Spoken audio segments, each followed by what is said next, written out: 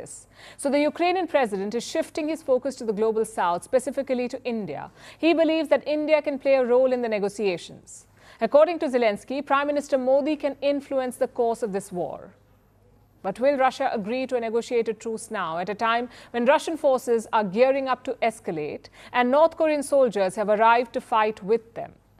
Ukrainian president Zelensky ने एक बार फिर जोर दिया है कि अगर यूक्रेन और रशिया के बीच कोई ये जंग ख़त्म करवा सकता है तो वो मोदी है।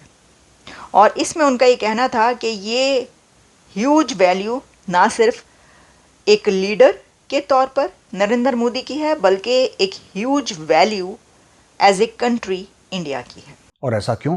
क्योंकि दोनों पक्ष ये मानते हैं कि असली जो पीस मेकर है, जो शांति बहाल कर सकता है, वो भारत है।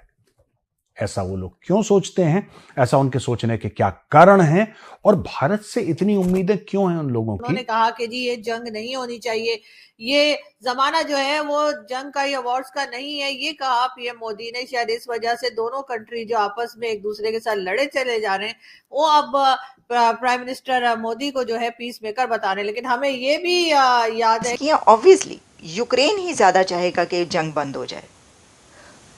रशिया भी चाहता है, रशिया को भी, जैसा मैंने कहा, नुकसान हुआ है, लेकिन रशिया ने इससे फायदे भी बड़े उठाए हैं। मैं आपको एग्जैक्टली अगर सिचुएशन बताऊं ना, बड़ी हैरानी वाली सिचुएशन है। वैसे ही है जाए और मोदी जी कुछ कर दें। और मोदी जी ने बोल भी दिया है कि इनके बीच में शांति, मैं आपको बताता हूं इनके बीच में शांति होगी कब। एक तरफ से भारत डिप्लोमेसी करेगा और दूसरी तरफ से डोनाल्ड ट्रंप अगर प्रेसिडेंट बनता है यूएस का, तब जाके वो बंद करवाएगा। और मोदी जी और डोनाल्ड ट्रंप दोनों मिलकर लड़ाई बंद करवाएंगे, तभी। दोस्तों, आपको और आपके परिवार को दीपावली की बहुत बहुत शुभकामनाएं। आप लोग खुश रहें, मस्त रहें, स्वस्थ रहें, अपने तबीयत का ध्यान रखें। सर्दी जुकाम का टाइम है, मुझे भी हो गया है, किसी को भी हो सकता है। दोस्तों, इसी बीच बड़ी खबर आई। कल एक इंटरव्यू में जेलेंस्की ने ओपनली ये बात कही, मीडिया के सामने रखी कि प्रधानमंत्री नरेंद्र मोदी जी और भारत ही एक ऐसा देश है जो इस युद्ध को अब रोक सकता है, रूस और यूक्रेन के बीच, वरना यूक्रेन तो आखिरी दम तक लड़ेगा। ये कहना है जेलेंस्की का। यूक्रेन हथियार नहीं डालेगा, अगर कोई मीडिएट करवा सकता है तो वो पीएम नरेंद्र मोदी जी ही हैं। और ये उन्होंने कहा वॉर को लेके, रशिया यूक्रेन के बीच जो चल रहा है। अभी नरेंद्र मोदी जी, आपको पता है, रूस से होके ही आए, तो जरूर वॉर को रोकने को लेके कुछ बात हुई होगी। लेकिन हमले अभी तक नहीं रुक रहे। हमले रूस की तरफ से भी भयंकर किए जा रहे हैं और यूक्रेन भी जितना जवाब दे सकता है, यूक्रेन भी उतना जवाब जो है रूस के ऊपर हमले करके दे रहा है। तो अब पाकिस्तान जल रहा है। इसमें पाकिस्तान इसलिए जल रहा है कि जैसे जैसे युद्ध के बीच में भारत की अहमियत, मोदी जी की अहमियत बढ़ेगी, भारत की इंटरनेशनल रेलेवेंस बढ़ेगी। यूरोप के बीच में, एशिया के बीच में दुनिया कहेगा कि भाई देखो, इतने देश है, अमेरिका है, चीन है, लेकिन किसका नाम आ रहा है युद्ध रुकवाने में? Bharat. Ukraine, Vladimir Zelensky said Modi can influence the end of war. Talking to Times of India in an exclusive interview, Ukrainian leader said PM Modi can influence the end of the Ukrainian war. This is the huge value of him in any conflict. This is the huge value of India. Ukrainian president Zelensky ने एक बार फिर जोर दिया है कि अगर Ukraine और Russia के बीच कोई ये जंग ख़त्म करवा सकता है तो वो मोदी है। और इसमें उनका ये कहना था कि ये ह्यूज वैल्यू ना सिर्फ एक लीडर के तौर पर नरेंद्र मोदी की है, बल्कि एक huge value as a country India की है। And this is reality. इससे आप इनकार नहीं कर सकते। इसकी वजह यह है कि इस वक्त अगर कोई कंट्री जो कि रशिया के साथ भी बहुत अच्छे रिलेशंस रखता है और यूक्रेन के साथ भी, पूरी दुनिया में अगर कोई एक ऐसा कंट्री कि जो किसी भी कॉन्फ्लिक्ट को ख़त्म कराने में एज ए इम्पार्शियल एंटिटी अपना रोल प्ले कर सकता है तो वो इंडिया है। क्योंकि ये इंडिया की दी बेस्ट फॉरेन पॉलिसी का रिजल्ट है। अगर हम इसको ऐसे देखें तो गलत नहीं होगा। अच्छा चले, पहले हम नज़र डालते हैं, एनालाइज बाद में करते हैं उन्होंने और क्या कहा है। उनसे पूछा गया possibility of PM Modi holding negotiations between Ukraine and Russia. Zelensky gave his strongest signal yet.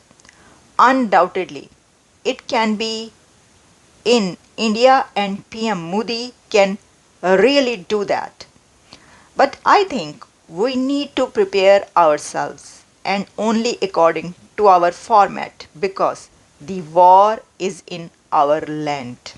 दोनों के बीच जो कॉन्फ्लिक्ट है ऑब्वियसली उसमें यूक्रेन को ज़्यादा नुकसान हुआ है। यूक्रेन की फ़ौजों को, यूक्रेन की आवाम को, यूक्रेन के प्रेसिडेंट एक कॉन्टिन्यूस प्रेशर में रहे हैं। अगर आप देखें इस जब से ये वॉर स्टार्ट हुई है वैसे तो अंडर प्रेशर रशिया भी रहा है, लेकिन रशिया उस प्रेशर में वैसे नहीं रहा जैसे यूक्रेन रहा है। यूक्रेन ही ज़्यादा चाहेगा कि जंग बंद हो जाए, रशिया भी चाहता है, रशिया को भी जैसा मैंने कहा नुकसान हुआ है, लेकिन रशिया ने इससे फ़ायदे भी बड़े उठाए हैं। मैं आपको एग्जैक्टली अगर सिचुएशन बताऊं ना, बड़ी हैरानी वाली सिचुएशन है वैसे ये कि आप ये देखें कि अगर किसी कंट्री में जंग स्टार्ट होती है तो वो फ़ायदा भी उठा सकता है।